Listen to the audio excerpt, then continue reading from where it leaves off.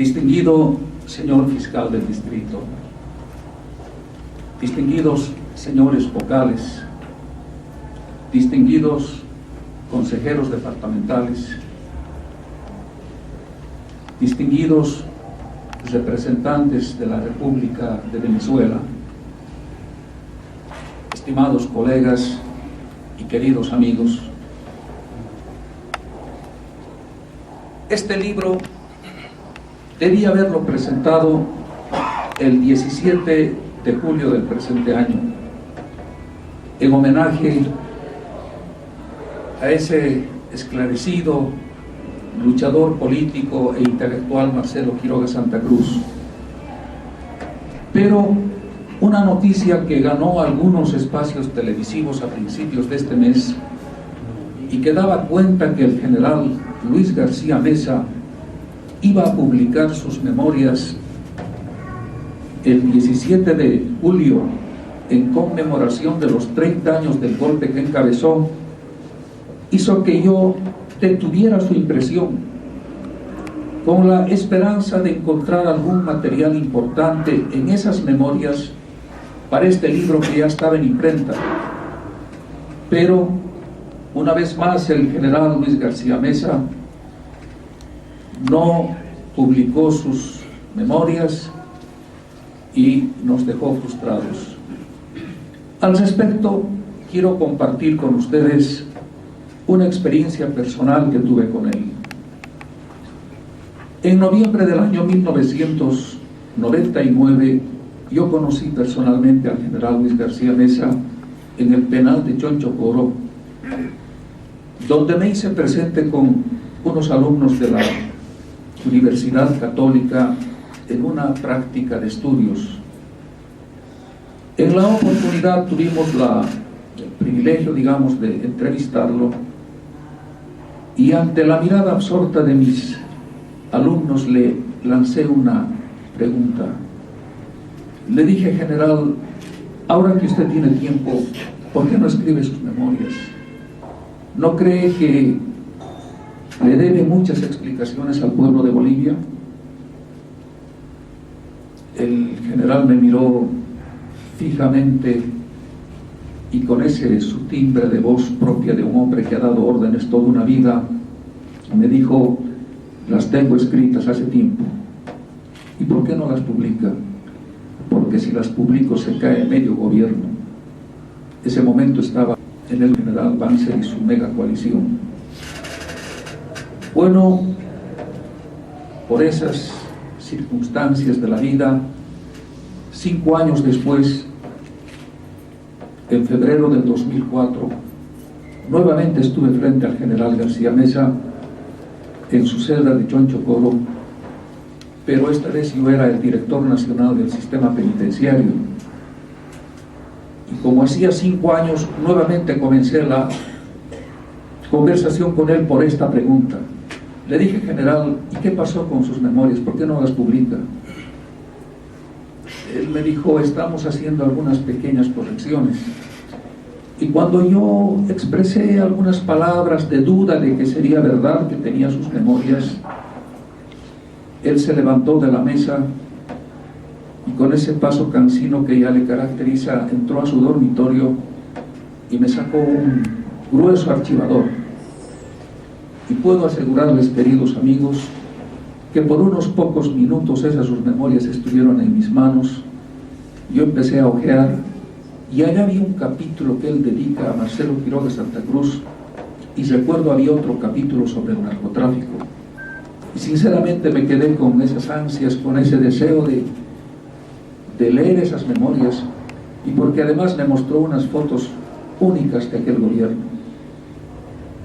Pues bien, queridos amigos, en marzo del año 2006, cuando nos vimos por última vez, yo le pregunté a tiempo de despedirme por qué no había publicado sus memorias, y me dijo: esas memorias las están editando en España y dentro de 2 meses las vamos a vender. Bueno, desde entonces han pasado otros 4 años y no sabemos nada de esas memorias. ¿Qué impide al general Luis García Meza publicar sus memorias? ¿Ha tomado la decisión de que ellas sean publicadas por sus herederos a su muerte? ¿Por qué? ¿Qué es lo que teme revelar en vida? ¿Hay alguna presión en su contra? ¿Alguna institución o gente aún poderosa de aquella época se lo impide? ¿Qué frena al general Luis García Meza a publicar sus memorias? Estas son incógnitas.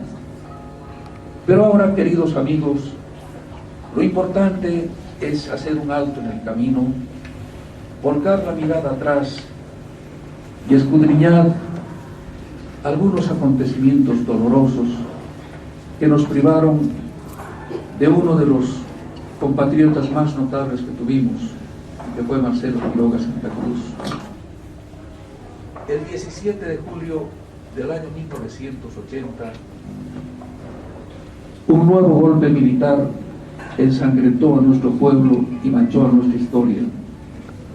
Aquel día, Marcelo Quiroga, líder del Partido Socialista I y destacado intelectual, fue muerto alevosamente.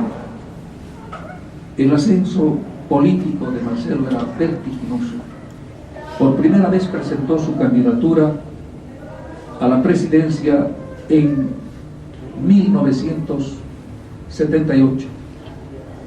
En esa oportunidad obtuvo 3 diputaciones, pero las elecciones, recordarán ustedes, se anularon. Al año siguiente volvió a presentarse y obtuvo 5 diputaciones. Y el año 1980, cuando vuelve a presentarse, obtiene 11 diputaciones y un senador por Oruro. Así estaba su carrera, queridos amigos, cuando la muerte lo sorprendió a sus 49 años. El mes de agosto de 1979, como diputado y líder del Partido Socialista, Marcelo presentó en el Congreso Nacional un juicio de responsabilidades contra el general Hugo Banzer Suárez por los 7 años de su dictadura, y con este juicio selló su destino. Ni bien presentada la acusación, Marcelo Quiroga fue amenazado de muerte por gente muy poderosa ligada a las Fuerzas Armadas, y a los pocos días estalló el golpe militar del coronel Alberto Natuch Buch, con el claro propósito de parar, de acallar dicho juicio de responsabilidades contra Banzer. Golpe que fracasó por la resistencia del pueblo, a un costo de 238 muertos, la mayor masacre que registra nuestra historia, y de 500 heridos aproximadamente. Como los golpistas no habían sido sancionados, no habían sido castigados, 8 meses después, un nuevo golpe militar ensangrentó nuestro país, esta vez dirigido por el general Luis García Meza. El primer día del golpe, el 17 de julio de 1980, cuando todavía no se había definido la presidencia entre los alzados, un grupo de suboficiales del ejército, todos ellos vestidos de civil, asaltó y ocupó la sede de la Central Obrera Boliviana, donde se encontraba Marcelo Quiroga Santa Cruz junto a varios dirigentes sindicales y políticos. Los detenidos fueron combinados a bajar las gradas con las manos en alto en dirección a la planta baja, donde los esperaban unas ambulancias. En el descanso de una de las gradas, Marcelo fue reconocido por uno de los suboficiales encargados de la misión de eliminarlo, y allá mismo, de inmediato, lo eliminó. Le dio un disparo bajo la tetilla izquierda, y el proyectil no solamente mató a Marcelo, sino también al otro dirigente sindical, Carlos Flores, que estaba unos 2 peldaños más abajo, que le cayó el proyectil en la cabeza. Y de esta manera cayó Marcelo, fue trasladado al gran cuartel de Miraflores, y su cadáver desapareció hasta el día de hoy. Así la voz de Marcelo fue acallada para siempre y con él murió el juicio iniciado contra el general Banzer. Luego del asesinato, queridos amigos, un marco de hermetismo, silencio, misterio y temor impuesto por el nuevo gobierno militar rodeó la muerte de Marcelo, convirtiendo en tabú y peligro toda mención de su nombre. Los familiares de Marcelo tuvieron que esperar un año para publicar un aviso pidiendo sus restos. En mi libro, por la importancia, publico ese aviso que publicaron en el periódico Presencia. Es todo un documento histórico. Comienza así: carta abierta al doctor Mario Rolón Anaya, canciller de la República. Señor canciller, a casi un año de la muerte de nuestro hijo y hermano Marcelo Quiroga Santa Cruz, es la primera vez que la prensa nos permite publicar una solicitada, puesto que con anterioridad se nos negó inclusive la publicación de un aviso necrológico. Esta era la realidad, queridos amigos. La prensa estaba intervenida, no se podía publicar sin previa autorización de los censores. Entonces, solo un año después se publicó una nota pidiendo saber dónde se encontraban sus restos. Entonces, en tal ambiente de abuso, impunidad y reserva militar, era casi imposible conocer las circunstancias en las que había sido asesinado y peor aún conocer quién lo mató. Han transcurrido 30 largos años desde aquel golpe y hasta hoy no se conoce con exactitud quién fue el suboficial que mató a Marcelo y dónde se encuentran sus restos.